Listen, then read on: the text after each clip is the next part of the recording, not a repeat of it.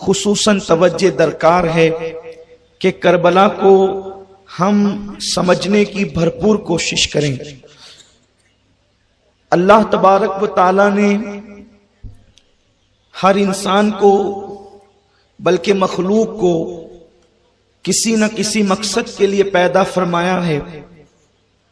अंबियाए किराम का मकसद अल्लाह के उन बंदों को जिनका ताल्लुक अल्लाह से टूट चुका है, जमीन के ऊपर आकर अंबिया उनका रिश्ता अल्लाह से जोड़ते हैं, और जो लोग गुमराही के दलदल में फंसे होते हैं उन लोगों को गुमराही के दलदल से निकालकर सिराते मुस्तकीम पर खड़ा करते हैं। दो चीजें होती है, एक होता है दौलत कमाना और एक होता है दौलत बचाना। दौलत कमाना कदरे आसान होता है, इसलिए कि दौलत कमाने वाला ठेला गाड़ी ढकेल के भी दौलत कमा सकता है। दौलत कमाने वाला दौलत किसी का फर्श साफ करके भी दौलत कमा सकता है। आपको अपने शहर मालेगांव में ऐसे बहुत से अफराद मिल जाएंगे कि जो पैदा हुए तो उनके वालिद किराए के मकान में रहते थे, लेकिन उन्होंने जब मेहनत की, कभी फर्श साफ करके, ठेला गाड़ी ढकेल कर, लोम चलाकर, किसी के यहां मजदूरी करके, तो आज उनका शुमार शहर के बड़े मालदारों में होता है। इंसान दौलत कमा लेता है, कभी मिनटों में लाखों करोड़ों रुपए आ जाते हैं और कभी सालों में चंद रुपए भी नहीं आते। ये तकदीर की बात है, लेकिन दौलत कमाने से ज्यादा कीमती चीज और अहम चीज दौलत बचाना होता है। दौलत कमाना भी कोई गैर कीमती नहीं है, वो भी अहम है, लेकिन दौलत बचाना उससे ज्यादा जरूरी है। इसलिए कि आपने दौलत कमा लिया और आप दौलत बचा न सके तो फिर एक दिन वो आएगा कि आप फिर रोड पर नजर आएंगे, आप फिर कल्लाश हो जाएंगे, आपकी मेहनत सिफर हो जाएगी, आपकी मेहनत जाय हो जाएगी। क्यों? क्योंकि आप अपनी दौलत कमा तो लिए हैं लेकिन दौलत बचा ना सके। अब अगर इतनी बात आपके समझ में आ गई तो मैं अपने नौजवानों को आसानी के साथ करबला फैजान इमाम अली मकाम से समझा सकता हूँ। इस्लाम एक दौलत का नाम है, ईमान एक दौलत का नाम है, शरीयत एक दौलत का नाम है, कानून इलाही एक दौलत का नाम है, अल्लाह का कुरान एक दौलत का नाम है, रहमान की मारिफत एक दौलत का नाम है, अल्लाह तबारक व तआला की हिदायत एक दौलत का नाम है। इसको मेहनत करके जो है वो फैलाया है मुस्तफा जान रहमत ने, कभी ताइफ की वादियों में, कभी मक्के की गलियों में कांटों पे चलकर, कभी अल्लाह अकबर फाका कशी करके, कभी 3 साल की कैद शब अबी तालिब में झेल कर, अपने बच्चों को दरख्त की पत्तियां खिलाकर हुजूर अलैहिस्सलाम ने इतनी मेहनत की कि तलवार लेकर आने वाले भी हुजूर के खेमे में आ गए। आका ने इतनी मेहनत की, कांटे बिछाने वाले भी हुजूर के खेमे में आ गए। आका ने इतनी मेहनत की, पत्थर बरसाने वाले हुजूर की गुलामी में आ गए। इतनी मेहनत की, अरब के बद्दू कैसर और किसरा के ताजदार बन गए। इतनी मेहनत की, खुद को फरामोश कर देने वाले अल्लाह तबारक व तआला की पहचान हासिल कर चुके। इतनी मेहनत की, लातो हुबुल की पूजा करने वाले अल्लाह रब्बुल इज्जत की बारगाह में उस मंजिल पर पहुंचे कि कुरान उनका तारुफ यूं कराता है, तराउम रुक्कन सुज्जदन यब्तगुना फदलन मिनल्लाहि व रिदवाना, कि तुम जब भी उन्हें देखोगे तो अल्लाह की इबादत में देखोगे, या तो वो रुकू कर रहे होंगे या तो वो सुजूद कर रहे होंगे। दौलत तो कमाली बद्र में, दौलत तो कमाली उहद में, दौलत तो कमाली खंदक में, दौलत तो कमाली खैबर में, दौलत कमाली गई। लेकिन उस दौलत को जब बचाने का सवाल आया तो इन सारी जंगों की मेहनतें जाय हो रही थी। हमजा का खून जाय हो रहा था, हुजूर के दंदान का शहीद होना जाय होने वाला था, मुसअब इब्न उमैर की शहादत जाय होने वाली थी। तो दौलत तो कमा ली गई थी, लेकिन उन दौलत कमाने वाले यके बात नहीं करे, सब कब्रों की जीनत बन रहे थे, कब्रों में आराम कर रहे थे, जन्नत को सुधार रहे थे। उस वक्त जब दौलत बचाने की बात आई तो हुसैन ने कहा कि अगर बदर की आबरू बचाना है, उहद की आबरू बचाना है, खंदक और खैबर की मेहनत बचाना है, तो मदीने में बैठने से काम नहीं चलेगा, करबला तक जाना पड़ेगा और वरना अल्लाह का दीन फिर वही आएगा, अल्लाह का दीन वही आएगा जहां से चला है। हजरत मूसा के मानने वालों ने तौरात में तहरीफ कर दी, हजरत मूसा के मानने वाले तौरात को बदल चुके, हजरत ईसा के मानने वालों ने इंजील को बदल दिया, नबियों के मानने वालों ने नबियों की शरीयत बदल दी। मुस्तफा जान रहमत की शरीयत क्यों नहीं बदली गई? मुस्तफा जान रहमत का लाया हुआ कुरान क्यों नहीं बदला गया? इसलिए कि मूसा की औलाद में कोई हुसैन पैदा नहीं हुआ, ईसा के खानदान में कोई हुसैन पैदा नहीं हुआ, दाऊद और सुलेमान के खानदान में कोई हुसैन पैदा नहीं हुआ। इसलिए कि लोग जब सर पे चोट आती है तो हाथ को जख्मों से चूर करके हाथों को दे के सर बचाते हैं। हुसैन ने दीन के लिए सर देकर हाथ बचाए, हुसैन ने सर देकर हाथ बचाया है। इसलिए कि हुसैन का हाथ कोई मामूली हाथ नहीं था। इन्नल्लज़ीना युबायिऊनका इन्नमा युबायिऊनल्लाह यदुल्लाहि फौका ऐदीहिम। ए हबीब, जो तेरे हाथ में हाथ देकर बैअत करते हैं वो तेरे हाथ पे बैअत नहीं करते, वो तो अल्लाह के हाथ पे बैअत करते हैं और उनके हाथों पे अल्लाह का हाथ है। तो गोया के जिस जमाने में इमाम हुसैन वो हाथ लेकर खड़े थे, वो हाथ हुसैन का हाथ सिर्फ नहीं था, वो हाथ अली मुर्तजा का हाथ था, वो हाथ उस्मान गनी का हाथ था, वो हाथ अबू उमर इब्ने खत्ताब का हाथ था, वो हाथ अबू बकर सिद्दीक का हाथ था, वो हाथ मुहम्मदुर रसूलुल्लाह का हाथ था, वो हाथ यदुल्लाह की जिंदा तस्वीर था। उसी हाथ को यजीद मांग रहा था। उसने जान नहीं मांगी थी, उसने हाथ मांगा था। अब कयामत तक करबला में कयामत तक दुनिया में जो भी इनकलाबी खड़ा होगा हर बातिल के खिलाफ, उसको रोशनी मिलेगी करबला से। क्योंकि मकाम बैज़ा पर इमाम हुसैन ने जो खुतबा दिया कि मैं इसलिए यजीद के खिलाफ एहतिजाज बन करके खड़ा हूं, इसलिए कि अगर मैं भी उसके हाथ पे बैअत कर लूं तो उसकी सारी गंदगी पर मोहर तस्दीक सब्त हो जाएगी। जैसे मिसाल के तौर पर कोई आवारा हो और उसके पीछे कोई मुत्तकी नमाज पढ़ ले, तो कल जब वो आवारगी करेगा तो लोग कहेंगे छोड़ यार, इतने बड़े पीर साहब आकर या इतने बड़े मुत्तकी साहब या इतने बड़े वली साहब जब उनके पीछे नमाज पढ़ लेते तो हम कौन सी खेत की मूली है। तो अगर इमाम हुसैन यजीद के हाथ पे बयात कर लेते तो यजीद के सारे किरदार, गंदे किरदार यकलख्त उस पर मोहरे तस्दीक सब्त हो जाती। इमाम अली मकाम ने कहा नहीं, उसने हाथ मांगा, हाथ नहीं देंगे, क्योंकि यजीद फासिक व फाजिर है, आप जानते हैं, उसके मुतालिक आप सुन चुके हैं। मेरे शहर की कम नसीबी ये है कि जहां यहां इमाम हुसैन के मानने वाले होते हैं, कुछ लोग यजीद को रदी अल्लाह कहने वाले भी होते हैं, लेकिन मैं उनको चिढ़ाने के लिए नहीं, बहुत संजीदगी से पैगाम देना चाहता हूं कि तुम अजमत सहाबा की बात करते हो। अगर तुमने यजीद को रदी अल्लाह अन कहा तो हजरत उमर का रदी अल्लाह अन मशकूक हो जाएगा, हजरत अबू बकर का रदी अल्लाह अन मशकूक हो जाएगा। क्योंकि जब तुम रदी अल्लाह यजीद को कहोगे तो लोग कहेंगे क्या उमर भी ऐसे ही थे, क्या अबू बकर भी ऐसे ही थे, क्या उस्मान गनी भी ऐसे ही थे। अगर तुम्हारे दिल में वाकई सहाबा की अजमत है तो तुम्हें यजीद का असल चेहरा कौम के सामने पेश करना होगा। यजीद कौन है? लोग ये कहते हैं कि मुअर्रिखीन ने यजीद की शक्ल बिगाड़ के पेश की है, वरना यजीद इतना बुरा नहीं था जितना बुरा कहते हैं। हम कहते हैं कि आप ही की बात दो तरफ है कि यजीद इतना बुरा नहीं था जितना बुरा लोग कहते हैं। कितना बुरा था वो तो तस्लीम कर लो, जितना बुरा था वो तो तस्लीम कर लो।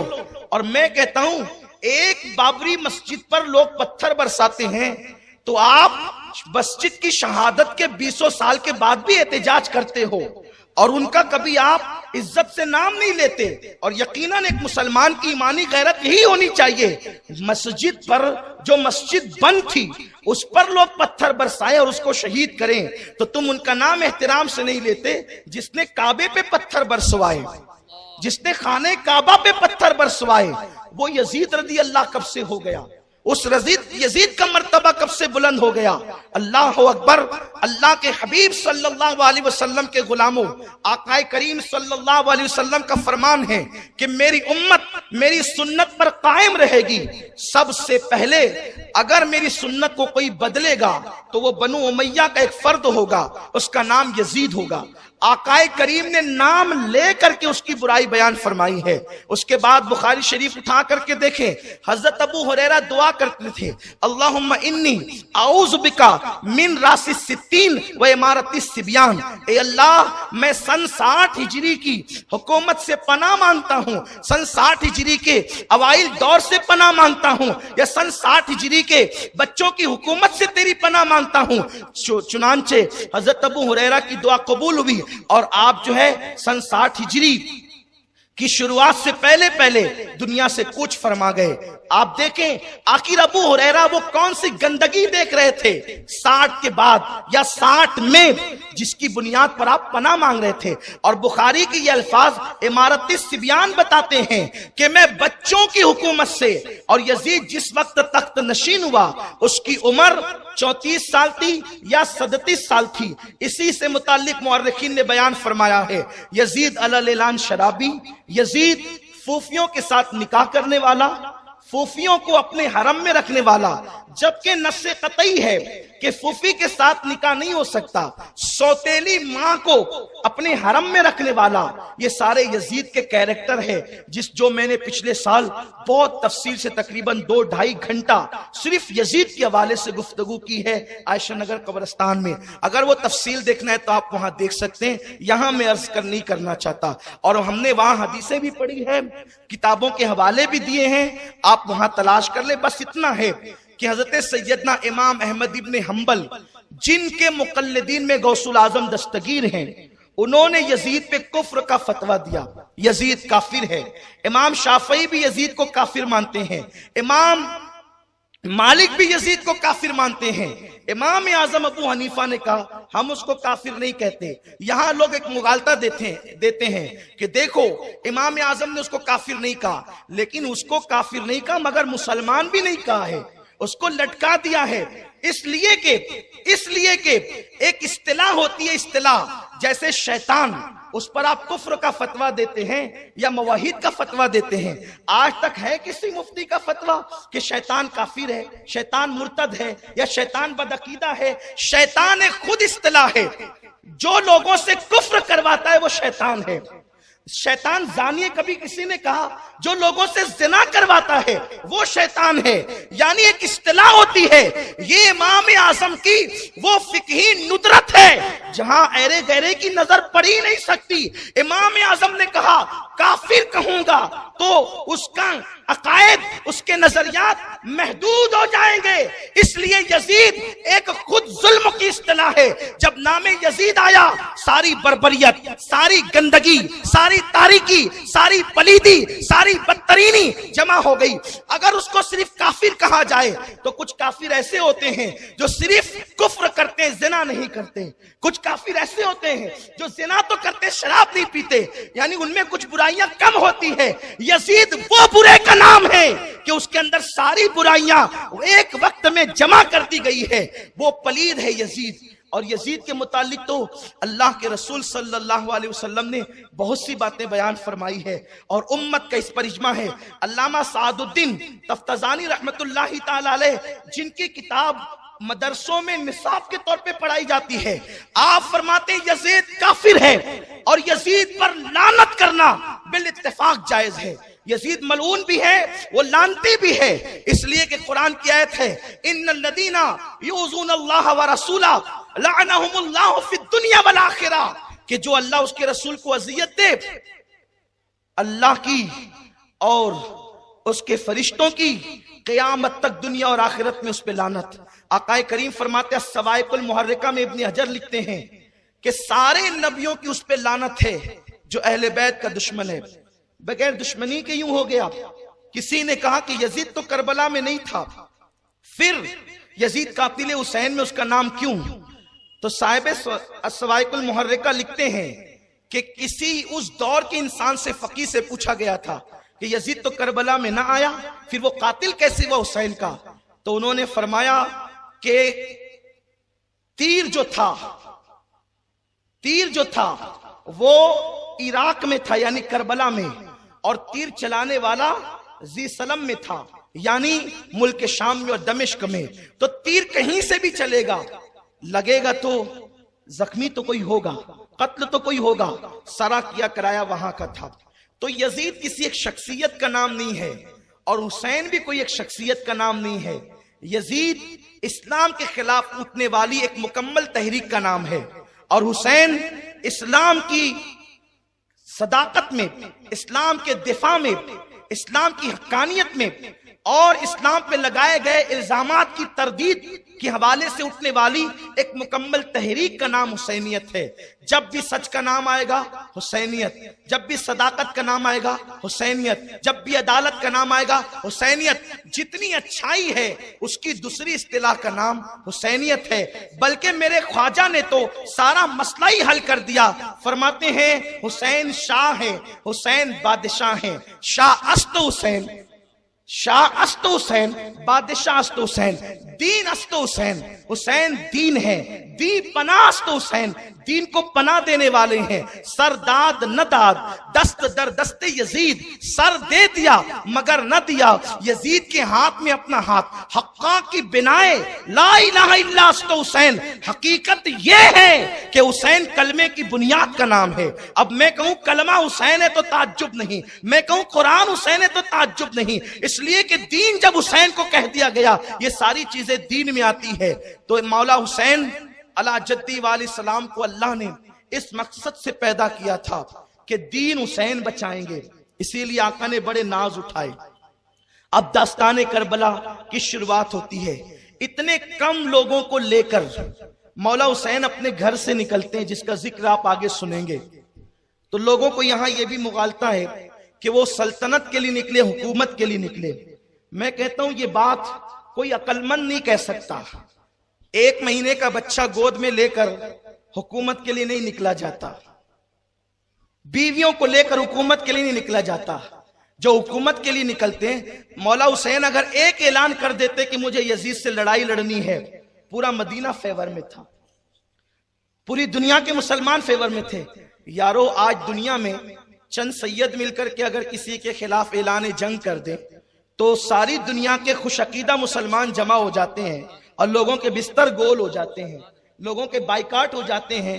तो जो सैयदों का बाप हुसैन था, अगर वो ऐलान कर देता तो कौन ना आता, कौन ना आता। लेकिन वो हुकूमत के लिए नहीं जा रहे थे, इसलिए कि जिसको पैदा होते ही जवानाने जन्नत का सरदार बना दिया गया हो, इससे बड़ा ओहदा क्या हो सकता था। यजीद पलीद मुकाबिल में किसी एतबार से नहीं है, न नसब के एतबार से, न इल्म के एतबार से, न तकवा के एतबार से, न परहेजगारी के एतबार से। लोग तो यजीद की अम्मी का नाम भी नहीं जानते।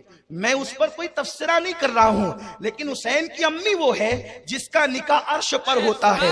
हुसैन की अम्मी वो है जिसके घर में जिब्रील भी इजाजत के बगैर नहीं आता है। और हुसैन का बाबा वो है कि जब लोग यमन वाले रसूलुल्लाह को उनकी शिकायत करते हैं कि अली ऐसे हैं, अली ऐसे हैं, हुजूर फरमाते तुम्हारी हिम्मत कैसे हुई अली की शिकायत करने की। फरमाया जो शिकायत की है अब रोक दो, यहां पर गदीर ख़म में काफिला रुकेगा, हज से वापस आने वाला काफिला इसलिए रुकेगा कि तुमने मेरे अली की शिकायत की है। अगर काफिला रोको, मिंबर लगाओ, और मिंबर लगा है। हुजूर ने अली को अपने करीब बुलाया जो हुसैन की अब्बू जान है और फरमाया अली इधर आ, तू दुनिया और आखिरत में मेरा भाई है। और फिर हाथ उठा करके कहा जिस जिसका मैं मौला हूं उसका अली मौला है। जो अली को मौला न माने अल्लाह भी उसका मौला नहीं है। नारे हैदरी, नारे हैदरी, फिक्रे ताजदारे करबला। लेकिन लोग इतनी हदीस बयान करते हैं और ईदें मनाते हैं। आगे का टुकड़ा यह भी है जब रसूल ने फरमाया जिस जिसका मैं मौला उसका अली मौला, तो अबू बकर उठ करके खड़े हुए, हाथ चूमे अली के कहा अली मुबारक हो, तू मेरा भी मौला है, सारे मोमिनों का मौला है। हजरत उमर ने कहा अली मुबारक हो, तू मेरा भी मौला है, सारे मोमिनीन का मौला है। जिसकी मौलाइयत को खुलफाए राशिदीन ने कबूल किया है वो अली मौला है। अब सहाबा की अजमत उसी वक्त बयान होगी जब ये रिवायत है। और मैं ये बात कहना चाहता हूं, सहाबा को हम दिल से मानते हैं, जो सहाबा को न माने वो काफिर है, जो सहाबा का की तौहीन करे, बेअदबी करे वो काफिर है। हम हजरत अमीर माविया को भी मानते हैं, हम हजरत वहशी को भी मानते हैं। जिसको मेरे नबी ने सहाबी बना दिया वो हमारे सर का ताज। बस उन्होंने हमारे यार को देख लिया वो हमारे यार बन गए, हमारे आका को देख लिया हमारे आका बन गए। लेकिन ये बात कहना चाहता हूं, जब सहाबा की अजमत बयान होती है तो सिर्फ अबू बकर सिद्दीक ही की क्यों, सिर्फ हजरत उमर ही की क्यों, सिर्फ हजरत उस्मान ही की क्यों, इन सब की तो होना ही चाहिए। अली छूट क्यों जाते हैं, अली को छोड़ क्यों दिया जाता है, हुसैन को छोड़ क्यों दिया जाता है? इसलिए कि कोई सहाबी बना है जवानी के बाद, कोई सहाबी बना है बुढ़ापे के बाद, लेकिन अली वो सहाबी है कि जो रसूलुल्लाह की गोद में, जो नबी की गोद में, अल्लाह अकबर, उस दिन आया है जब अली 3 दिन के थे। और अली वो ईमान लाने वाला है, वो सहाबी है कि माँ का चेहरा नहीं देखा, बाप का चेहरा नहीं देखा। 3 दिन तक माँ बाप परेशान थे, ना पानी पीता है, ना दूध पीता है, ना आंखें खोलता है। हुजूर 3 दिन के बाद आए, 32 साल की आका की उम्र थी। कहा मेरे भाई को मेरे पास लाओ, मेरे भाई को मेरे पास लाओ। हुजूर ने अली को भाई का मेरे पास लाओ, और जैसे ही गोद में लिया अली ने आंखें खोली, आका करीम का चेहरा देखा। नबी ने पूछा अली आंखें बंद करके माँ बाप को परेशान क्यों किया? तो अली ने खामोश जबान में नबी से बातें की। या रसूल अल्लाह, ये तमन्ना लेकर आया था अल्लाह के घर में पैदा होकर सबसे पहले रसूलुल्लाह का चेहरा देखूंगा। नारे तकबीर, नारे रिसालत, नारे हैदरी। अम्मा खदीजा की अजमत मेरे सर आंखों पर, वो हमारी माँ है, उन्होंने सबसे ज्यादा कुर्बानी दी है। लेकिन खदीजा घर में रह के मालूम नहीं है कि ये नबी है, खदीजा घर में रह के मालूम नहीं है कि नबी है। और अली 3 दिन का आके कहते हैं कि सबसे पहले ये तमन्ना लेकर आया था कि हुजूर को देखो। हुजूर ने कहा फिर दूध क्यों नहीं पिया? तो अली खामोश जबान में कहते हैं ये अली वाले जानते हैं, जो नबी पत्थरों से बातें करते वो 3 दिन के अली से क्यों ना करें? कहा हुजूर ये भी कोई बात हुई, मेहमान आपका हूं, खाना आप अपने घर का खाऊंगा, वो दूध तो मेरा ही हिस्सा है, वो मेरे घर का है। पहले मेहमान जिसका हूं वो मेजबान तो कुछ खिलाए। हुजूर ने उठा के सीने के करीब किया, है कोई सहाबी है? सारे सहाबा पर मेरे माँ बाप कुर्बान, हर सहाबी आदिल, खलीफा बिला फस्ल सबसे अफजल अबू बकर सिद्दीक, उनके बाद उमर इब्ने खत्ताब, उनके बाद उस्मान गनी। लेकिन जिसको खुदा ने जो नवाज दिया, फिर जब अजमती बयान करने बैठे हो तो दिल खोल के करो। किसी को छोड़ते हो, किसी को पकड़ते हो, ये यहूदियों का तरीका है। पकड़ो तो फिर सबका दामन पकड़ो। ये कैसा सहाबी है कि जिसको सीने के करीब उठाया और माँ के दूध से पहले नबी ने अपनी जबान अली के मुंह में डाली। और अली नबी की जबान इस तरह चूसते हैं जैसे बच्चे माँ का दूध चूसते हैं। मैं कहता हूँ अली को नबी जबान चुसा करके अपने सीने के असरार मुंतकिल कर रहे थे। इसलिए जो अली ने बयान किया वो किसी ने बयान नहीं किया। अब्दुल्ला इब्ने अब्बास कहते हैं कि मदीने में सबसे बड़ा आलिम अगर मैं किसी को जानता हूँ तो वो मौला अली को जानता हूँ। हजरत उमर इब्ने खत्ताब कहते हैं जिस महफिल में अली ना हो मैं वो उस महफिल में फैसला करने के लिए डरता हूँ और उस फैसले से अल्लाह की पनाह मांगता हूँ जिस फैसले में मौला अली मौजूद ना हो। फिर मौला अली का जिक्र क्यों नहीं होता? खैर ये तो मुकद्दर की बात है। फिर मैं एक हदीस पढ़ देता हूं, वो आप समझ लें उसको। खैबर में हुजूर ने फरमाया अली तुझसे मोहब्बत सिर्फ मोमिन करेगा, मुनाफिक तुझसे मोहब्बत कर नहीं सकता। और दूसरे मुकाम पे फरमाया अली मोमिन तो मोमिन है, तुझसे वही मोहब्बत करेगा जिसका नसब सही होगा, यानी जो हलाली होगा। अल्लाह की इज्जत की कसम, आप ये ना समझे कि मैं जज्बात, जितनी बातें मैं कर रहा हूं आप किताब का हवाला मुझसे ले जाएं। मैं आपके शहर में रहता हूं, किताब ना दिखाऊं तो खुदा की इज्जत की कसम आज के बाद फिर इस तरह के बयानात ही नहीं हों। हुजूर ने अली तुझसे सिर्फ हलाली मोहब्बत कर। हज़रत अनस कहते हैं, अनस इब्ने मालिक कहते हैं, उसके बाद से मदीने में कानून बन गया, जो बच्चा डाउटफुल होता अपना है कि किसी और का है, बहुत तहकीक लड़ाई झगड़े नहीं होते, उसके सामने बोला जाता अली, वो कहता मौला। सुभान अल्लाह। अली, वो कहता मौला, तो कहते ये हलाली है, इसकी माँ पाक दामन है। और अली का नाम सुनकर के चेहरा उतरता, कहा इसकी माँ आवारा है, ये रहने के काबिल नहीं है, उसकी माँ को तलाक दे दिया जाता। खुदा की इज्जत की कसम, अनस इब्ने मालिक की रिवायत आप उठा करके पढ़ें, ये है। तो ये अली का नाम सिर्फ ईमान की कसौटी नहीं है, बल्कि हलाली होने का भी एक सबूत है, शजरे है। और यहाँ एक जुमला कह करके आगे बढ़ जाना चाहता हूँ, अहले बैत की मोहब्बत अगर सब लोग चाहें हासिल कर ले तो ये कतन नहीं हो सकता, क्योंकि अहले बैत की मोहब्बत विरासत में नहीं मिलती, माँ की शराफत की बुनियाद पर मिला करती है। अहले बैत से वही मोहब्बत करेगा जहां माओं के अंदर शराफत होती है। तो अर्ज ये कर रहा था कि मौला हुसैन इस मिशन के लिए चले, थोड़े से लोगों को लेकर, चंद लोगों को। मोतबर तारीख और मुहतात रिवायतें ये है, 114 लोग थे मौला हुसैन के साथ, और आप जा रहे थे, उसमें बच्चे बच्चियां, नन्हे नन्हे बच्चे सब थे। हुकूमत के लिए नहीं जा रहे थे। क्यों नहीं जा रहे थे? इसलिए कि उन्हें तो दीन बचाना था। एक बात कहूं, बात समझ में आएगी, जिन लोगों को इलेक्शन लड़ना होता है ना, वो भी 1 साल का बच्चा रैली में लेकर के नहीं निकलता। वो सोचता है कि इतना प्रचार करूं मोहल्ले में कि मेरे साथ रैली बड़ी निकले, ताकि लोगों को लगे कि यार इसके साथ लोग ज्यादा है तो वोट इसको ज्यादा मिलनी चाहिए।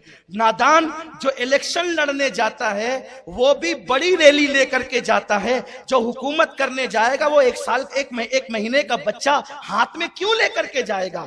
अगर हुसैन को हुकूमत चाहिए था तो फौज फाटा लेकर के जाते, लेकिन उनको वो नहीं चाहिए था। आप आगे की गुफ्तगू में सुनेंगे। मौला हुसैन चल रहे हैं, आइए उनकी विलादत के कुछ इशारे और आगे गुफ्तगू। फिर यजीद का जिक्र तो आपने सुना, मौला हुसैन कौन है? सुभान अल्लाह, सुभान अल्लाह। मिशकात शरीफ की हदीस है, मिशकात बाबुल फजाइल। मौला हुसैन की विलादत का वक्त आता है। देखिए, मैं हदीस इसका हवाला इसलिए दे देता हूं कि आप घर जाके देख लें, इसलिए कि अजीब सी बातें सुनने में आती है, फिर लोग कहते हैं कि आप इस पर कुछ गुफ्तगू करें, हालांकि फिर उस जवाब देने में मेरा मौजू अधूरा रह जाता है। लेकिन जवाब देना इसलिए जरूरी समझता हूं कि मेरी कौम के नए नस्ल को, नौजवानों को कोई मिसगाइड न करे, मिसमाइंड न करें, क्योंकि हमारा काम है, हम अहले बैत के दर के सग हैं। और सग कहना भी बहुत बड़ी बात मैं समझता हूं, उनके सगों के सग हैं। मेरी तमन्ना तो यह है कि हुसैन की चौखट पे रहने वाले किसी कुत्ते का नाम अमीन होता, तो हुसैन उस कुत्ते को अमीन कह के पुकारते, तो इसी बहाने उनकी जबान पे मेरा नाम आ जाता। हमारी तमन्ना तो ये, हम वो लोग हैं, हमें कोई डिग्री नहीं है हमारे पास एक डिग्री है जिसे इश्क अहले बैत और इश्क नबी कहते हैं। और खुदा की कसम यही दाग लेकर के जाना चाहते हैं। लहद में इश्क रुखे शाह का दाग लेके चले, अंधेरी रात सुनी थी चराग लेके चले, जना बनेगी मुहिब्बा ने 4 यार की कब, जो अपने सीनों में ये 4 बाग लेके चले। उम्मुल फजल बड़ी मशहूर रिवायत है, इससे एक मसला खस करना चाहता हूं। रोते हुए आई, हुजूर मैंने ऐसा ख्वाब देखा, बयान करने की हिम्मत नहीं, हुजूर ने मैं बयान करूं। ख्वाब कभी कभी अजीब होते हैं, उसकी ताबीर खूबसूरत होती है।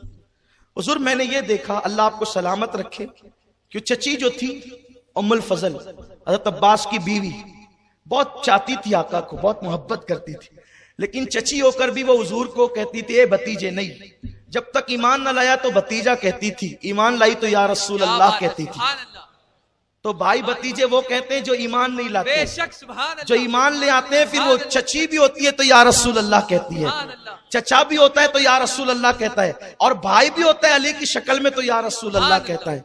बात अदब की लोगों को सीखना चाहिए। बहरहाल मैं फिर वही बात आती है कि बादब्बा नसीब जिनके होते हैं वही अदब वाले होते हैं। हुजूर मैंने ख्वाब देखा, बहुत तकलीफ है मुझे इस ख्वाब से आका, कि आपका गोश्त का टुकड़ा काट लिया गया है और काट के मेरी झोली में डाला गया है। हुजूर ने मुस्कुरा के कहा, चची मुबारक, फातिमा के शिकम में जो बच्चा है ना, बस वो अनकरीब पैदा होने वाला है, और जब वो पैदा होगा तो वो सबसे पहले तेरी गोद में दिया जाएगा चची, वो पहले तेरी गोद में दिया जाएगा, और उस बच्चे को मुझसे ऐसी निस्बत होगी कि वो मेरे जिस्म का टुकड़ा होगा, वो मेरे जिस्म का टुकड़ा होगा। कल की तकरीर में मैंने कहा था कि मैं हुसैन को अर्श नहीं कहता क्योंकि मेरा दिल नहीं भरता। मैं मौला हुसैन को अर्श के बराबर नहीं मानता क्योंकि मेरा दिल नहीं भरता। क्यों? वो अर्श से बहुत आला है जिसे हुसैन कहते हैं। क्यों ऐसा है? इसलिए कि मेरे नबी के जिस्म का कोई टुकड़ा, गोश्त का कोई टुकड़ा या नाखून का कोई टुकड़ा या जिस्म का कोई टुकड़ा अर्श के बराबर नहीं, अर्श से बहुत आला है। क्यों? हुजूर के जिस्म से जो मिट्टी लग जाती है वो मिट्टी अर्श से आला होती है। तो नबी के जो जिस्म का हिस्सा है उसकी शान क्या होगी, उसका मुकाम क्या होगा? कहा चची उसको मुझसे वही निस्बत होगी जैसे गोश्त को जिस्म से होती है। उसके बाद बात आई गई, हो गई। हज़रत उम्मुल फज़ल को इंतजार था कब वो दिन आएगा। और मौला हुसैन की जो विलादत है, आप 6 महीने के हमल में पैदा हो गए। साहिब रौदतुश शुहदा लिखते हैं कि हजरत याहिया अलैहिस्सलाम और हजरत इमाम हुसैन, इन दोनों के अलावा कोई बच्चा 6 महीने का मां के शिकम से पैदा नहीं हुआ। या 7 महीने का बच्चा जीता है या 9 महीने का बच्चा जीता है, उससे पहले बच्चा पैदा होगा तो वो मर जाएगा। लेकिन हुसैन ऐसा बेमिसाल है कि जो मां के शिकम में सिर्फ 6 महीने रहा और हयात ऐसा रहा कि दुनिया को हयात अता कर दी, दीन को हयात अता कर दी। बहरहाल फजर की नमाज हुजूर ने पढ़ाई। 4 या 5 शाबान थी, 4 या 5 शाबान थी। आकाए करीम सल्लल्लाहु अलैहि वसल्लम ने फजर पढ़ाई और कहा अली चलो, तवज्जे, अली चलो, अली चलो। हुजूर कहाँ? फातिमा के हुजरे में। मौला हुजूर के साथ हुए, किसी को कुछ नहीं कहा और फरमाया अली दरवाजे पे रुको। अली दरवाजे पे रुके। हुजूर अंदर गए तो खुशखबरी मिली कि बेटा पैदा हुआ है, दूसरा भी। सरकार ने कहा कि लाओ मेरे हाथ में दो। कौनैन को देने वाला दाता जिसके हाथ हमेशा ऐसे हैं, वो हुसैन को लेने के लिए यूं करता है, लाओ मेरे हाथ में दो। और गोया के रिसालत ने इमामत को अपने हाथ में लिया। आबरूए रिसालत ने आबरूए इमामत को अपने हाथ में लिया। सैयदुल अंबिया ने सैयदुल औलिया को अपने हाथ में लिया। ए दिल बगीर दामने सुल्तान औलिया यानी हुसैन इब्ने अली जान औलिया। औलिया की जान अंबिया की जान के हाथों में है। और आकाए करीम अजान पढ़ते हैं। हुजूर ने जो अजानें पढ़ी है वो इन मौकों पे पढ़ी है। ये एक मसला भी व्हाट्सएप पे बहुत गश्त करता था कि हुजूर ने अजान कब पढ़ी, तो मौला हुसैन के कान में पढ़ी, मौला हसन के कान में पढ़ी, और एक मर्तबा ज़ोहर की नमाज के वक़्त भी अजान पढ़ी, और वो एक अलग तफसील है। अजान पढ़ी, घुट्टी दी, फिर वही घुट्टी, अपनी जबान चुसाई मौला हुसैन को, और हुजूर अलैहिस्सलातु व तस्लीम मौला हुसैन का गला चूमने लगे। ये अल बिदाया वन निहाया, उसी के साथ मिशकात, उसी के साथ अस्सवाइकुल मुहर्रिका, ये जो किताबें हैं ना, इन सारी किताबों में सवाने करबला, सारी किताबों की रिवायतों का गुलदस्ता मैं एक रिवायत में आपके सामने पेश कर रहा हूं। हुजूर चूमने लगे जो है वो गला। उतने में जिब्रील आए। आने के बाद जिब्रील ने अर्ज की, हुजूर अल्लाह आपको मुबारकबाद देता है कि आपके घर में बेटा पैदा हुआ। हुजूर ने खुदा का शुक्र अदा किया। फिर कहा अल्लाह आपकी ताजियत भी करता है। अब ये बात खास तौर पे सुनने की है, अल्लाह आपकी ताजियत भी करता है। हुजूर ने कहा जिब्रील खुशी का मौका है, मुबारकबाद तो समझ में आती है, ताजियत तो गम के मौके पे की जाती है, अल्लाह मेरी ताजियत क्यों करता है? अर्ज की आका ये जो आपका हुसैन है, ये आपका हुसैन है जिस गले को आप चूम रहे हैं। आपकी उम्मत वादिये तफ में यानी करबला के मैदान में आपके बेटे को खानदान के साथ 3 दिन भूखा प्यासा रखकर शहीद कर देगी। देखिए पहला दास्तान करबला बयान करने वाला, पहला दास्तान करबला। लोग कहते हैं मुहर्रम में क्या पागलों की तरह और रावजियों की तरह महफिलें बना करके बैठे हो, ये दास्तान करबला बयान करना भी कोई सुन्नियत है? मैं कहता हूं बना दिया जिब्रील को रावजी, जिब्रील को भी डाल दिया उनके खाने में। नादानो शर्म तो करो, नई किताबें पढ़ो, लेकिन मैं जानता हूं तुम किताबें पढ़ते हो, लेकिन तुम्हें समझ में नहीं आता, इसलिए कि किताबों का पढ़ना अलग है, उसको समझना अलग है। समझना क्यों अलग है? इसलिए कि आका ने फरमाया अना मदीनतुल इल्म व अली जुन बाबूहा, मैं इल्म का शहर हूं, अली उसका दरवाजा है। अब इल्म जिसको लेना है वो दरवाजे से आया करे, तो तुम्हारी दरवाजे से पटती कब है जो तुम दरवाजे पे आओ, और जो दरवाजे पे नहीं आता वो शहर में दाखिल ही नहीं हो सकता। इसलिए तुम किताबें पढ़ते हो लेकिन समझते नहीं हो। अगर समझना है तो पहले आओ, अली की खैरात लो। आका फरमाते अना दारुल हिकमा व अली जुन बाबूहा, मैं हिकमतों का शहर हूं और अली उसका दरवाजा है। अरे हर जगह दरवाजे से आते हैं, और जो शरीफ लोग होते हैं वो तो दरवाजे ही से आते हैं। जहां शराफत होती है वो तो दरवाजों से ही आते हैं। गैर शरीफ खुदा जाने कहां कहां से आते हैं, ये तो वही लोग जाने, इसलिए कि हमने कहीं और से जाना सीखा ही नहीं है। नबी ने फरमाया दरवाजे से आओ, तो हम नबी तक भी दरवाजे से जाते हैं, और खुदा तक भी दरवाजे से जाते हैं, और अपने और सबके घरों तक दरवाजे से जाते हैं, क्योंकि नबी की सुन्नत यही है। पढ़ते हो समझते नहीं। जिब्रील सबसे पहला करबला बयान करने वाला है, और फिर आका अलैहिस्सलाम ने जब दास्ताने करबला वाक़े होने से पहले, अभी करबला वाक़े नहीं हुआ, अभी करबला को वाक़े होने 53 साल का अरसा बाकी है, निस्फ सदी बाकी है, और जिब्रील नबी के घर में खुतबा पढ़ रहा है करबला का, और आका ने सुना मेरे बेटे को मेरी उम्मत शहीद कर देगी। हुजूर की आंखों में आंसू आ गए, हुजूर की आंखों में आंसू आ गए। लोग हमारे शहर को मसला बता रहे हैं, मैयत पर सोग तो 3 दिन तक किया जाता है, और औरत सोग मनाए 4 महीने 10 दिन। ये हुसैन का सोग तुमने कहां से निकाला? हमने कहा हमने हुसैन का सोग नहीं निकाला, ये करबला है, ये हुसैन है। अभी वाक़े होने से पहले नबी करबला की दास्तान सुन के रो रहे हैं। सोग मनाना अलग चीज है, और मोहब्बत में रोना अलग चीज है। सोग 3 दिन तक जायज है बिल्कुल, लेकिन हम तो 3 दिन भी नहीं मनाते।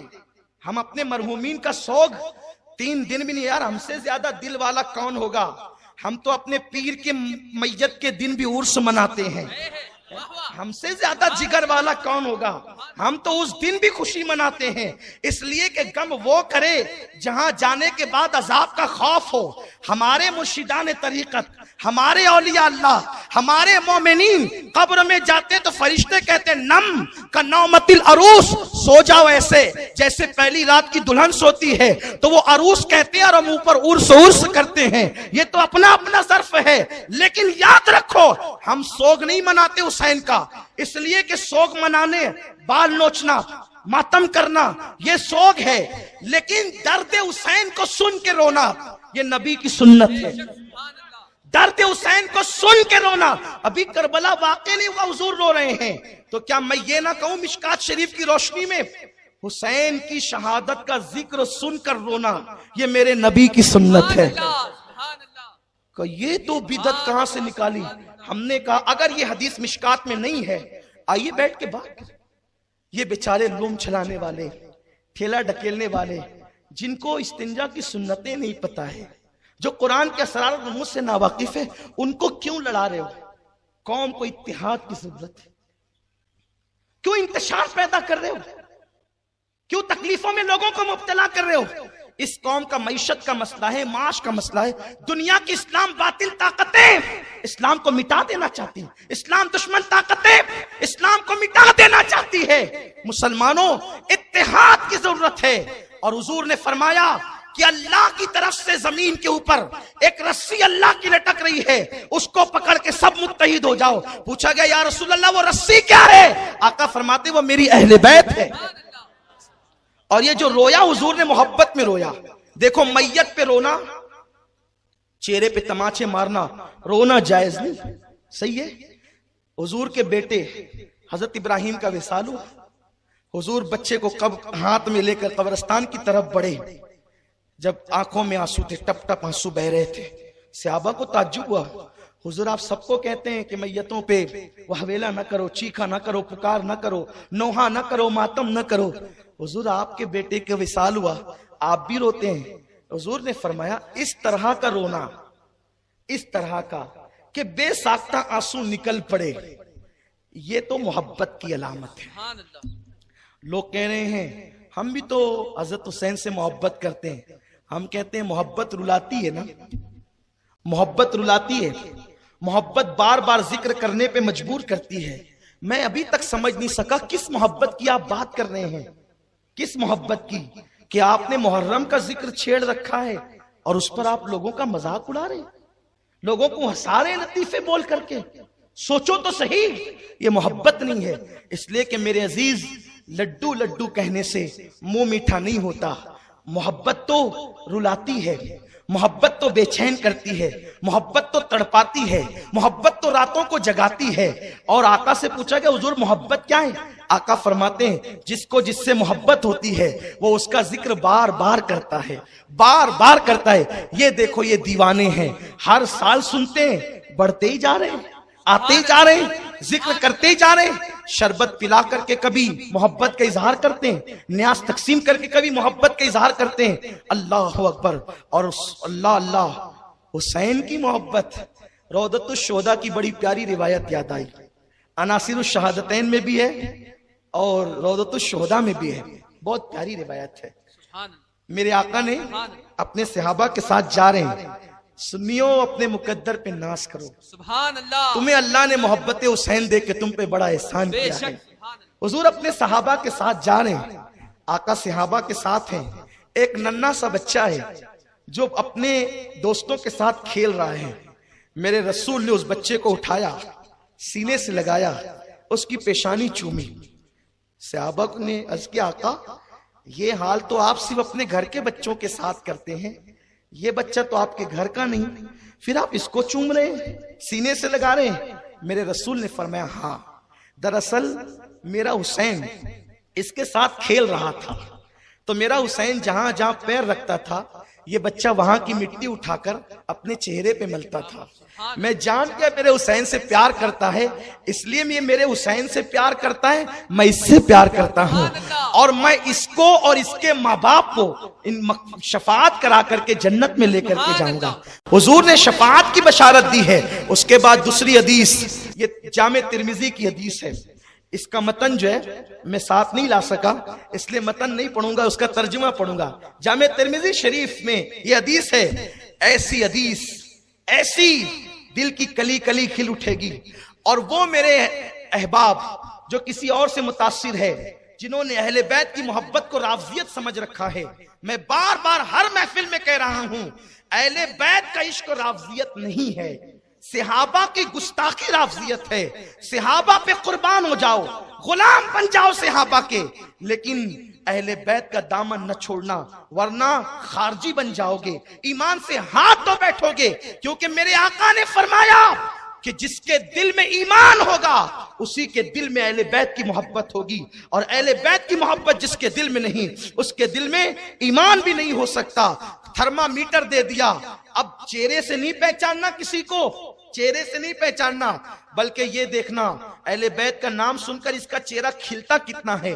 कहीं मुंह पर 3.5 तो नहीं बचते हैं, या चेहरा अगर खिल जाए समझ जाओ कि ईमान इसके दिल में है। ये बात मेरी अपनी नहीं, हजरत अबू सईद खुदरी कहते हैं। ये सईद खुदरी सहाबी रसूल फरमाते हैं जब हुजूर का विसाल हो गया, फितने रूनुमा हुए, हमें डर लगने लगा मुनाफिकीन बढ़ गए हैं, अपने और बेगाने को कैसे पहचाने, मोमिन और मुनाफिक को कैसे पहचाने। हम जब देखते कि महफिल डाउटफुल है तो वहां अली अली अली अली करते, तो जो अली अली सुन करके मुस्कुराता समझ जाते मोमिन है, जिसका चेहरा उतरता समझ जाते मुनाफिक है। भाइयों ये अबू सईद खुदरी का, ये सहाबी का मसलक है, ये कोई मौलवी नहीं कह रहा है, ये सहाबी रसूल कह रहा है, जिनके लिए कुरान ने रदी अल्लाह अन्हुम व रदू अन का खुतबा पढ़ा है, वो कह रहे हैं ये मोहब्बत। जामे तिर्मिजी की वो हदीस, एक दिन मेरे आका बैठे हैं, सरकार बैठे हैं, ऐसे बैठे जैसे चांद सुभान अल्लाह चमक रहा है, सुभान अल्लाह।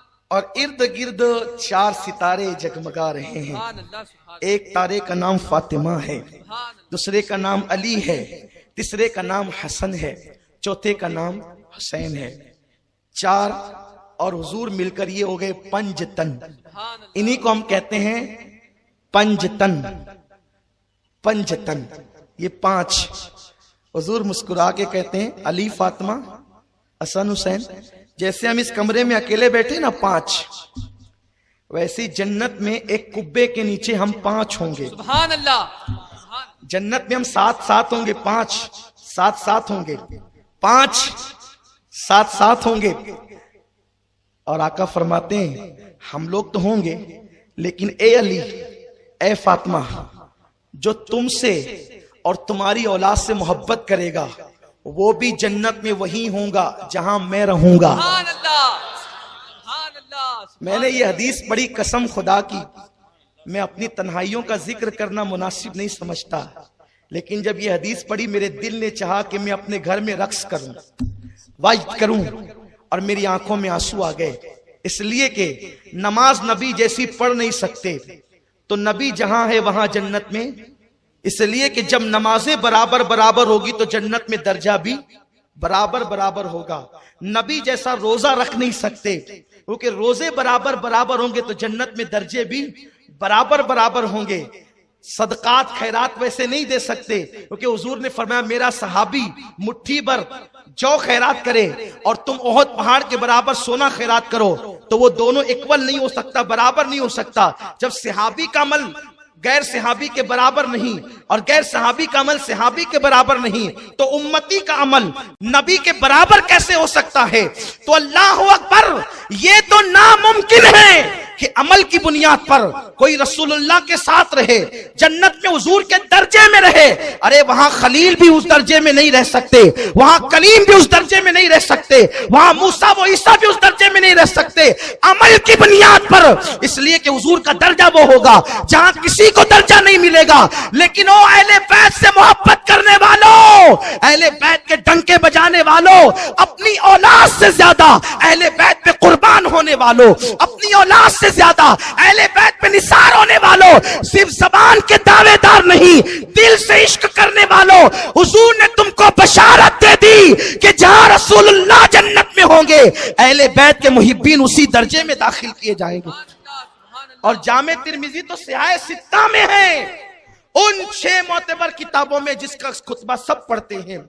तो इसीलिए अहले बैत से मोहब्बत करो, उनसे प्यार करो, लेकिन कैसे? ये नहीं कि दावा मोहब्बत का, किरदार यजीद का, दाढ़ियां मुंडा मुंडा कर गटरों में फेंक रहे हैं, कान में हेडफोन लगाकर गाने सुन रहे हैं, औरतें बेपर्दा निकलकर मेलों में जा रही है, लड़कियां गलों में दुपट्टे लटका करके मेले ठेलों तक पहुंच रही है। मैं अहले बैत के मुहिब्बों से मुखातिब होकर एक बात कहना चाहता हूं, अरे तुम्हारा जवान बेटा अगर इंतकाल कर जाए तो क्या तुम बन सवर कर मेलों में जाओगी? अली अकबर की शहादत के दिन तुम्हें मेले नजर आते हैं? अगर तुम्हारा मासूम बच्चा इंतकाल कर जाए तो क्या उस दिन तुम बन सवर करके बेपर्दा घूमने निकल जाओगी? मेरी बहनों, मासूम अली असगर की शहादत के दिन तुम गुनाह करते हो, और उसके बाद फिर हमारे शहर में बांसुरी बेचने वालों की भीड़ होगी और हमारे नौजवान वो बांसुरियां बजाएंगे, जबकि यजीद का किरदार है कि यजीद बांसुरी बजाता था। हुसैनियों, ये मोहब्बत नहीं है। सिर्फ शरबत पिलाकर इज़हार मोहब्बत नहीं होता, शरबत भी पिलाओ और किरदार हुसैन को भी कबूल करो। मेरा हुसैन कैसे किरदार वाला है? अपनी गुफ्तगू समेटते हुए, एक दिन 400 साथियों के साथ मौला हुसैन निकले हैं शहर मदीना में। साहिब रौदतुश शोहदा लिखते हैं, मौला हुसैन इतने खूबसूरत थे कि पेशानी से नूर की किरणें निकलती थी। अंधेरे में भी कोई उनको बैठा हुआ देख के पहचान लेता था कि जिसके पेशानी से किरणें निकल रही वही हुसैन है। इसलिए कि हुसैन हसीन है और हसीन हुसैन है। सुभान अल्लाह, सुभान अल्लाह। उनका नाम भी हुसैन है। अल्लाह अकबर, क्या ज़बात है, क्या ज़बात है। मेरे आका फरमाते हैं हसन हुसैन से पहले अल्लाह ने उन नामों को जन्नत में छुपा के रखा था कि ये नाम कोई रख ही ना सके, ये नाम कोई रख न सके कुर्बान जाएं। क्या प्यारी बात कही मेरे सरकार ने। फरमाया कि मेरे हसन हुसैन के लिए नाम छुपा के रखे थे, किसी के जहन में नहीं आए, न नबियों के जहन में, न उस जमाने के वलियों के जहन में कि वो रखे नाम हसन हुसैन। अल्लाह ने ये नाम मेरे बेटों के लिए मखसूस कर रखे थे। कुर्बान जाएं जिन नाम वाले न हो, जिन जैसे नाम वाले न हो, उन जैसी जात और किरदार वाले कैसे हो सकते हैं। मौला हुसैन निकले हैं 400 साथियों के साथ। बहुत हुजूर का मामा सर पे और मौला अली की तलवार हाथ में। कैसे लग रहे होंगे हुसैन, सुभान अल्लाह, सुभान कैसे लग रहे होंगे। अगर इजाजत दें, हालांकि वक्त कम है, मुझे अपने उन्वान तक पहुंचना है, क्योंकि आपको जो है वो हुसैन पाक की रुखसती मदीने तैयबा से मुझे बयान भी करनी है, क्योंकि अब वक्त तो बहुत कम रह गया है, फिर वो छूट जाएगा वरना। और आपका मुतालबा होता है कि हमें सुनना ही है, तो मैं सुनाना चाहता हूँ। ये वो मुश्क है जिसको जितना रगड़ोगे उतनी खुशबू आएगी, इसलिए हम इसको रगड़ ही रहे हैं और खुशबू पा रहे हैं। तो ये आप सुनेंगे इंशाल्लाह। कैसे लग रहे होंगे हुसैन, हुजूर का मामा है, हाथ में अली की तलवार है, बावकार अंदाज से चल रहे हैं। ऐसा लगता होगा जैसे फर्श पर अर्श उतर आया हो, ऐसे लगता होगा जैसे चांद जमीन पे उतर आया हो, ऐसे लगता होगा जैसे गुलिस्तां के अंदर लाला ने अपने चेहरे से पर्दा हटाया हो, बल्कि यूं लगता होगा कि जैसे जन्नत का हुस्न जमीन पर सिमट आया हो। हुसैन इस शान से चल रहे हैं। एक बंदा आता है, इतने बावकार अंदाज से चलते हुए देख करके लोगों से पूछता है, कौन है ये, कौन है, कौन है ये। किसी ने कहा ये हुसैन है, ये हुसैन है। आ गया, गुस्ताख था, आ गया। अच्छा, तू अबू तालिब का पोता है। इसका मतलब कुछ ऐसे सर फिरे भी उस जमाने में थे कि जिनको हजम नहीं होती थी अहले बैत। लेकिन अहले बैत का क्या उसमें बिगड़ता है। लेकिन देखो हुसैन पाक का किरदार क्या है, कुछ सीखो इससे। तू अबू तालिब का पोता है। आपने मुस्कुरा के कहा हाँ। अच्छा, वो अली का बेटा है तू? हाँ। वो तेरा बाप तो बड़ा फितना अंगेज था, माज़अल्लाह, बड़े फितने पैदा किए उसने। लोगों ने तलवारें निकाली, जो साथी थे। चुप रहो, ये बात मुझसे करता है, तुम्हारी तलवारें क्यों निकलती है।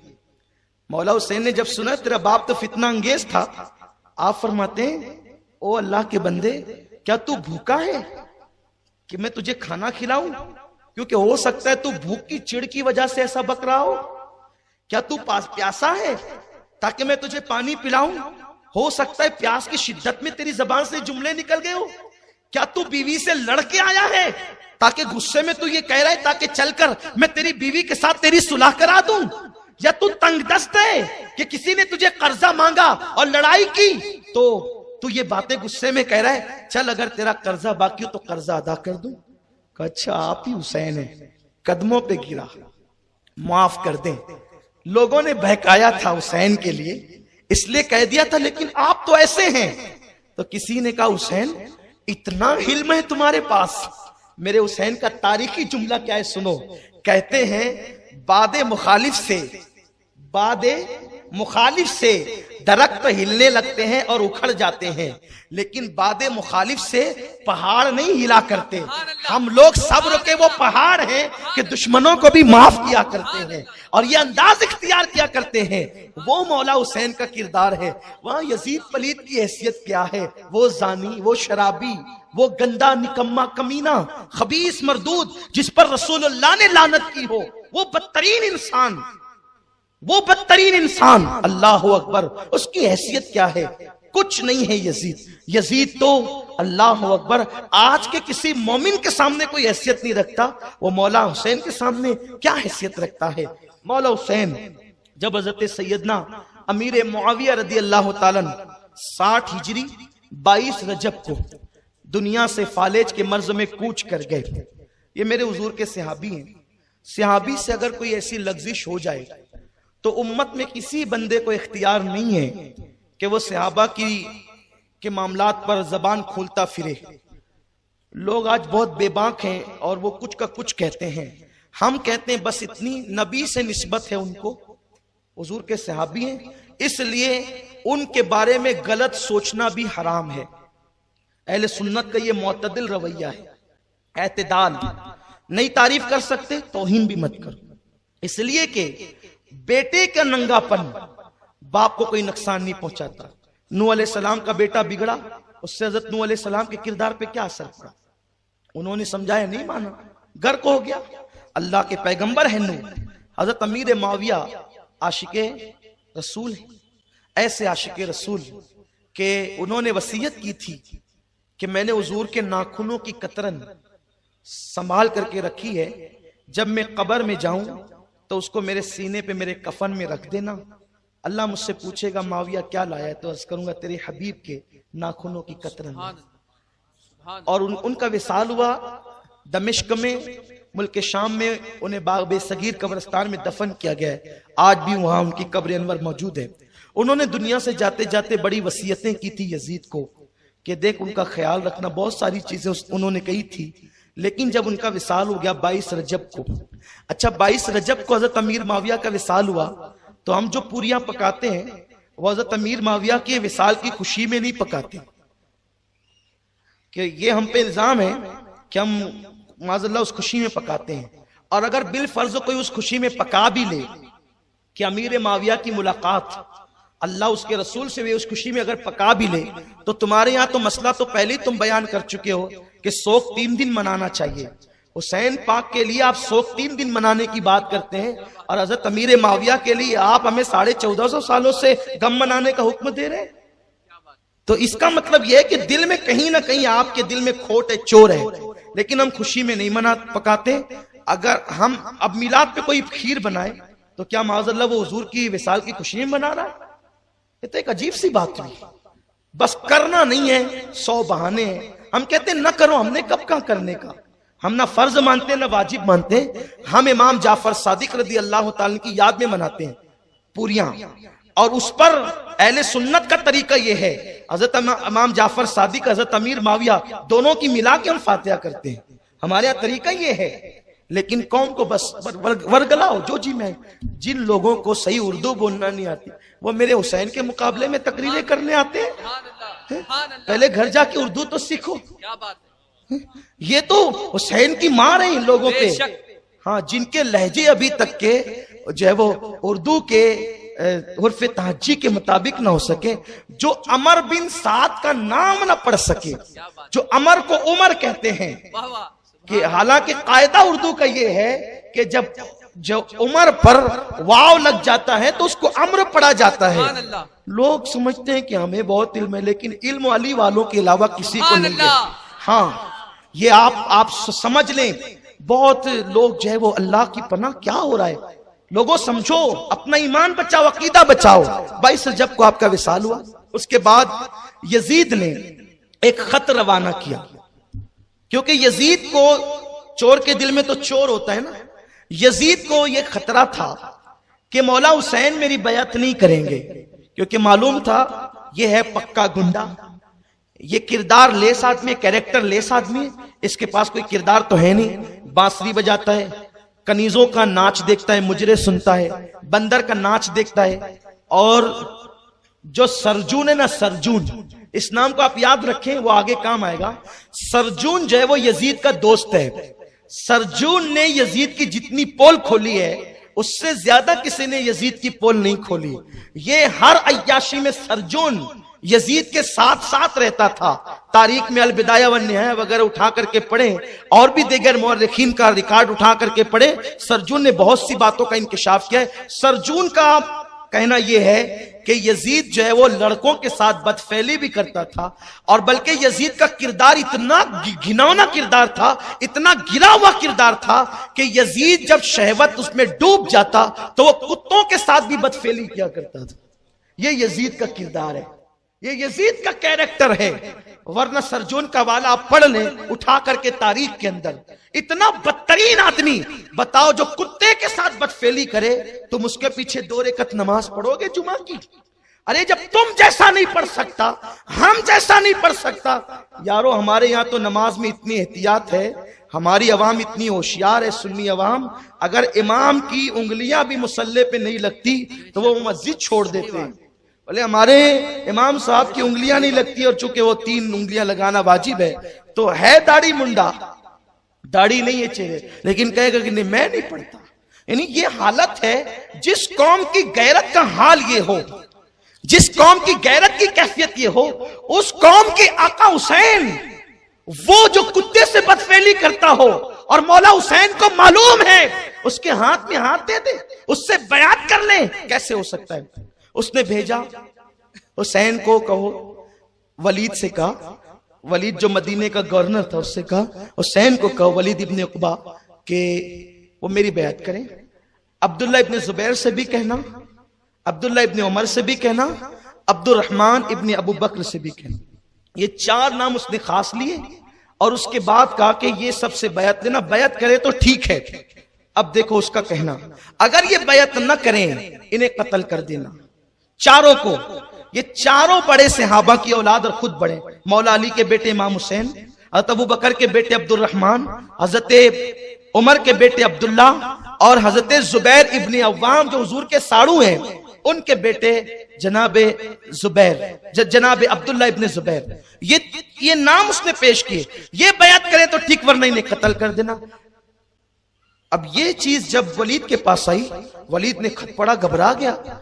मौला हुसैन को कत्ल करने की बात की इसने, तो उन्होंने मरवान को बुलाया, मरवान इब्ने हकम।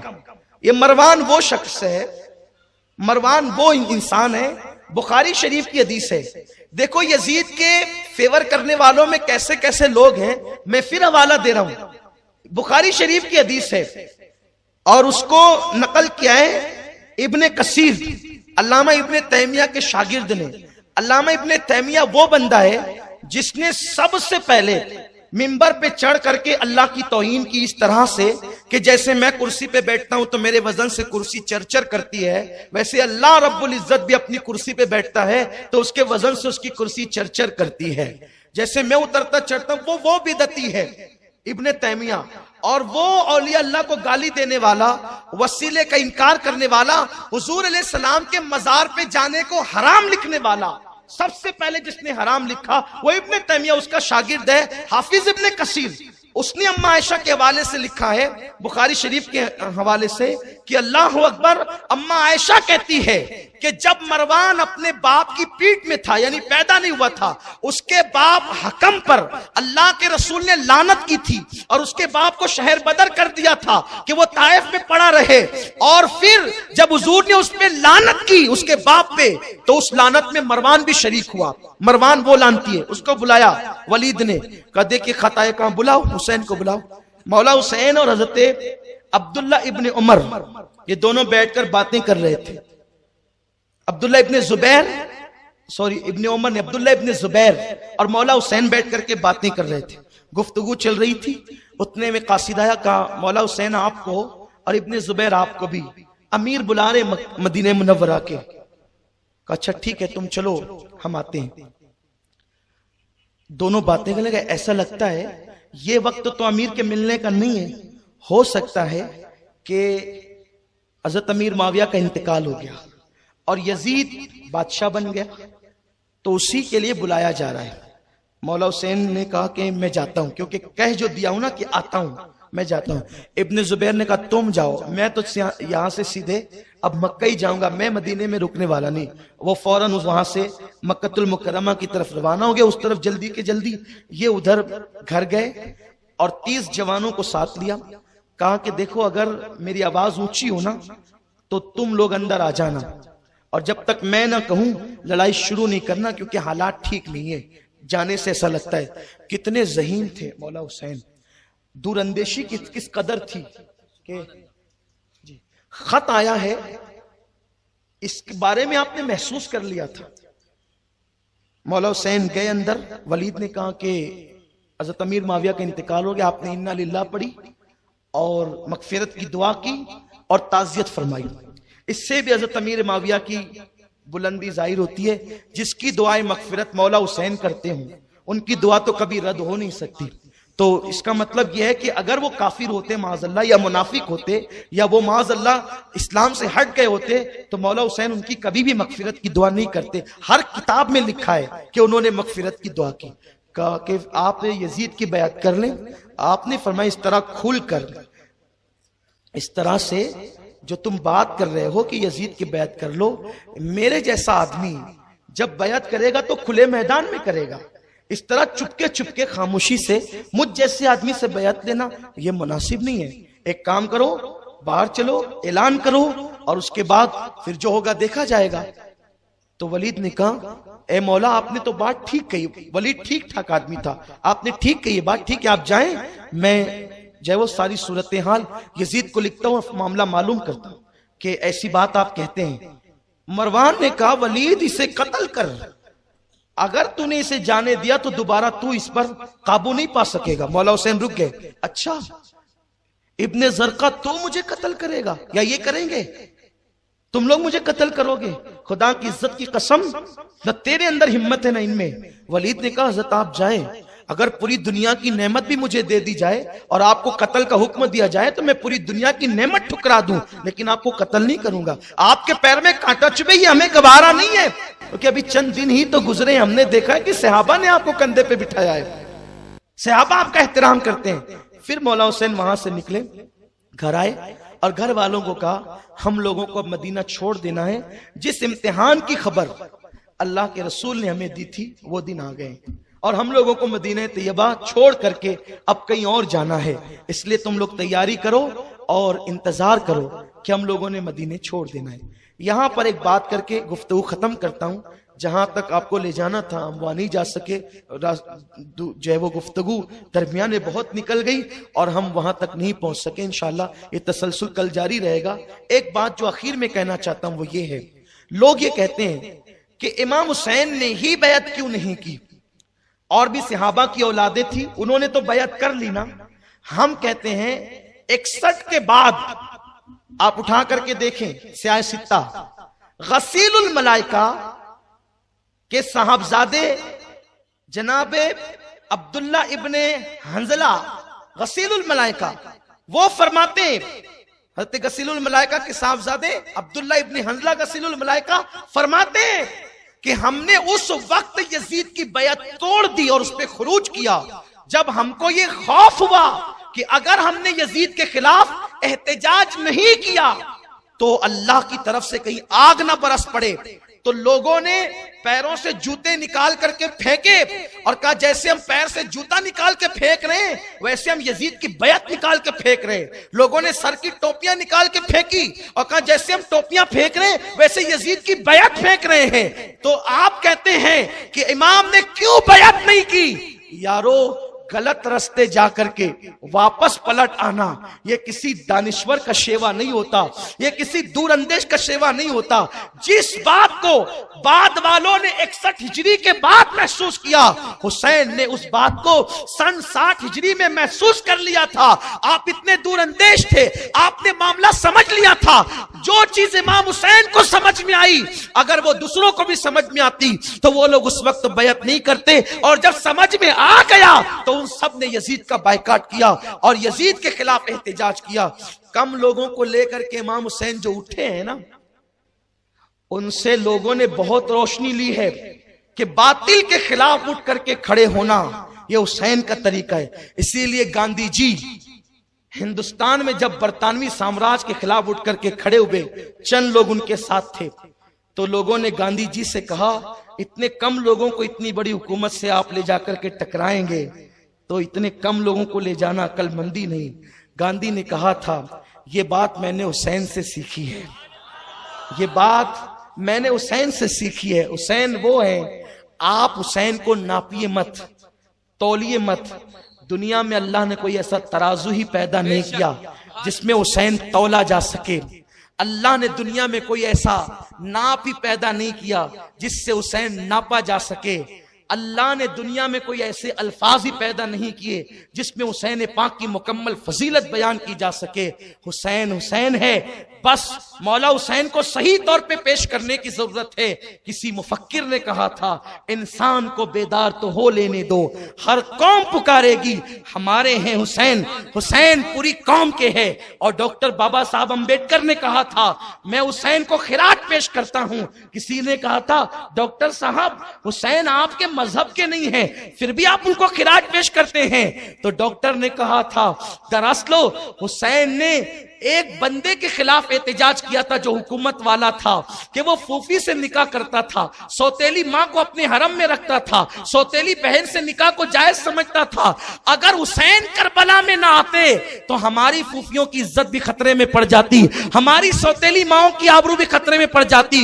हुसैन ने करबला में जा करके सिर्फ इस्लाम ही नहीं बचाया है, हुसैन ने करबला में जा करके कायनात की हर बेटी की आबरू बचाई है, हर बेटी की इज्जत बचाई है। ये मौला हुसैन का किरदार है। जो तासुब की ऐनक हटा करके देखेंगे उनको मौला हुसैन नजर आएंगे। और जो आयत मैंने तिलावत की, अल्लाह फरमाता है सुम्मा लतुसअलुन्ना यौमइज़िन अनिन नईम। इसकी तफसीर करते अब्दुल्लाह इब्न अब्बास कहते हैं अल्लाह ने फरमाया कि कयामत के दिन मैं तुमसे नईम के बारे में पूछूंगा, नईम नेमत के बारे में।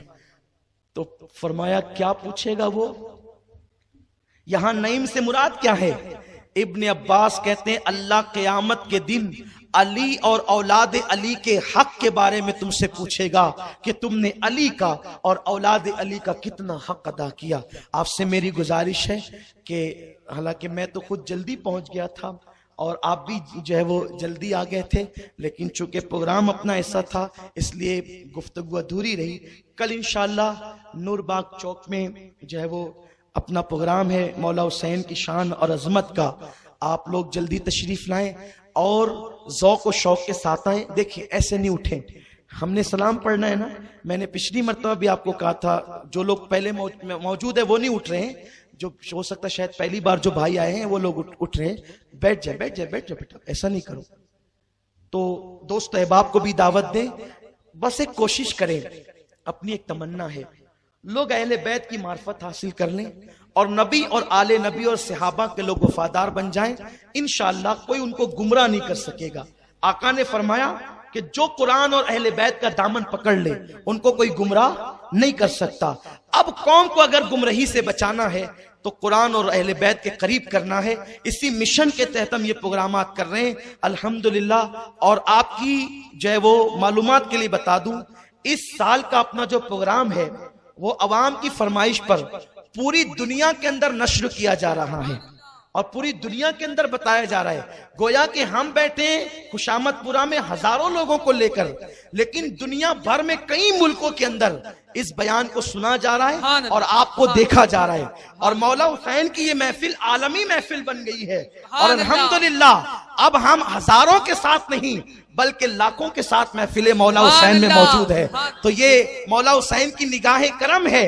अल्लाह ताला आपका ज़ौक़ और हम सबका ज़ौक़ सलामत रखे, हम खूब डंके बजाते रहें। तो मेरी गुजारिश है दोस्त अहबाब को लाओ, बड़ी तादाद में लड़कियां अपनी सहेलियों के साथ आए, अपने घर वालों के साथ आए, ताकि लोगों को पता चले करबला एक दास्तान नहीं है, करबला एक सिर्फ दास्तान नहीं, करबला हकीकत है, करबला ईमान है, करबला इस्लाम है, करबला इनकलाब की जमानत है और करबला हमारे खून को हरारत करने वाली चीज है। इसलिए मैं उम्मीद करता हूं कि इंशाअल्लाह तबारक व तआला कल भी आप आएंगे और बड़ी तादाद में लाएंगे और इसी तरह अहले बैत के डंके बजाएंगे। और सिर्फ 3 दिन 10 दिन के लिए नहीं बल्कि खून के कतरे कतरे में अहले बैत की मोहब्बत को अपने दिलों के अंदर जगह दे दो, ताकि दुनिया की कोई ताकत तुम्हारे दिल से, तुम्हारी औलाद के दिल से अहले बैत की मोहब्बत को निकाल ना सके।